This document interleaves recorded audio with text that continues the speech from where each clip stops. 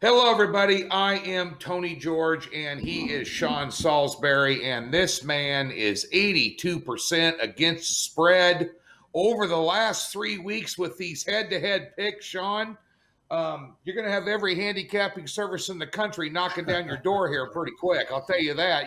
You may have a second career here going on. I know you're a national sports analyst, but my goodness, great job. Thank you, bud. I kind of like this career we got going on, you and I, and technologically I ain't very sound, but I can pick a few games for you along the way. So yeah, I'm enjoying it, brother. I appreciate it. And thanks for having me on, as always, doing our fun videos. I appreciate you as a partner, and it's good to do this. Hopefully, we'll give them some more money to make on these next two games. Yeah, we got Brooklyn taking on Boston tonight. They beat them by 9 in a low-scoring game. I had the under in that game for a free pick video. Everybody cashed in on 104.93. And what surprised me most about that game, Sean, was the pedestrian numbers that Brooklyn put up in a 104.93 game. They shot 45% from the floor. All right, that's about the league average. They shot 24% from three-point range. And then, of course, you had the big three, Durant with 32, Irving with 29, Harden with 21, and most importantly, 8 assists. And I think that's something that people miss out on, James Harden and his assists. This guy's dishing the ball around and playing unselfishly. And the one thing, early in the season, Sean, when Brooklyn was kind of getting their mojo, the one issue they had was everybody was lighting them up for 115 to 125. Right. And at the end of the day, right now, Steve Nash turned them around by saying, we're going to play some defense. And that's what they're doing here, because Boston, even without Brown, is no slouch with talent. And here we are, -9 again, total 227.5. Your thoughts on game one and how this thing's going to shake out? Yeah, I mean, you look at those numbers, and you said pedestrians, right? I mean, you look at Brooklyn, it's like ho-hum, and they still win by that. And I'm telling you, Tony, when all is said and done, is they can score, and I know you got to score the basketball. If they're going to win the NBA title, they're going to have to get stops not only in the East, but when they go to the West. They just are.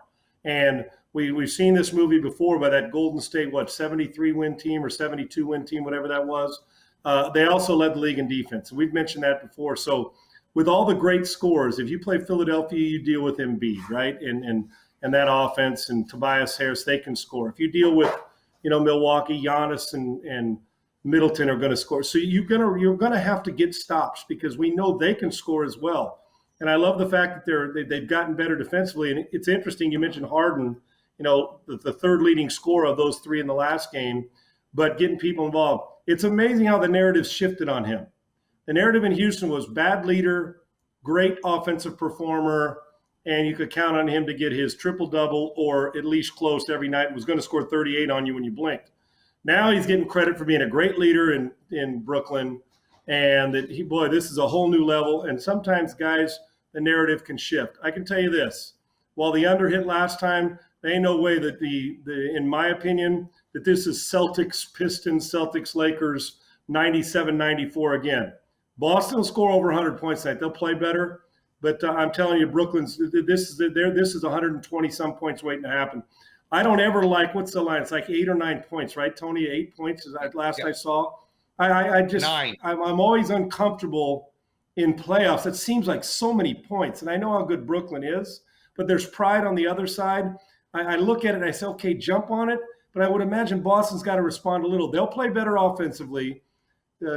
Brooklyn will play better offensively. Harden will score more tonight.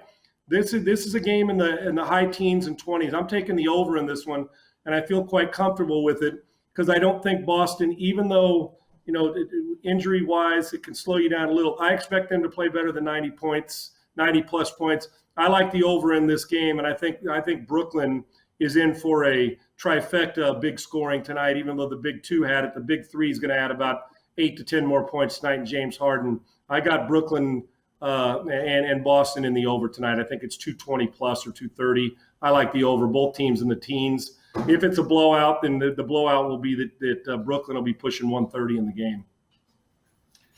Well, one thing about the NBA playoffs, and you saw it unfold last night a little bit, was the narrative changes from game to game.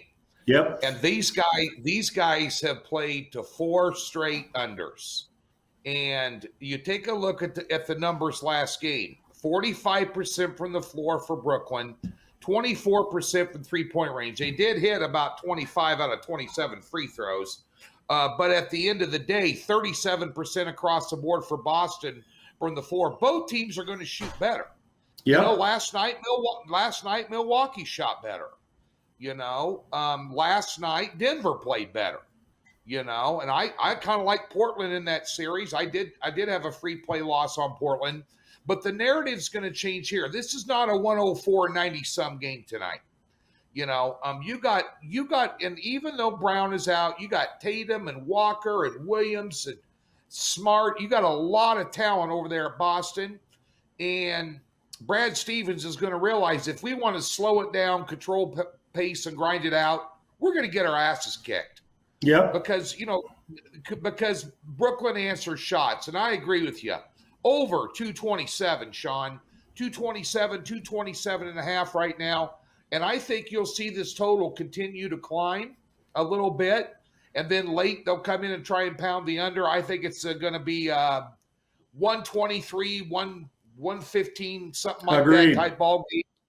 Agreed. And I think Brooklyn can win every game they want to play Boston by double digits if they want to. Yeah, this series. Yeah, I didn't mean to interrupt. I was going to say they're going to beat them down in the series. I'll give Boston will try to battle, but if they want to slow it down, Brooklyn can kill you in a half-court game. If you want to speed it up, we know how they can get up and down the floor as well. I'm with you. I think this flies by. I think you're talking about a game in the 230 plus, Tony, between 230 and 240. It's one thing, but we know Brooklyn, as much as I said they got to get stops. You saw Aaron Gordon last night get in the second half. They shifted him to cover the Dame Lillard, and he goes 32 and then gets 10 in the fourth quarter. So stops will matter, and KD is a good perimeter defender when he's committed to it. I just think that Brooklyn knows for them to win a championship, a few stops along the way, but scoring. They're going to try to push people to the limit.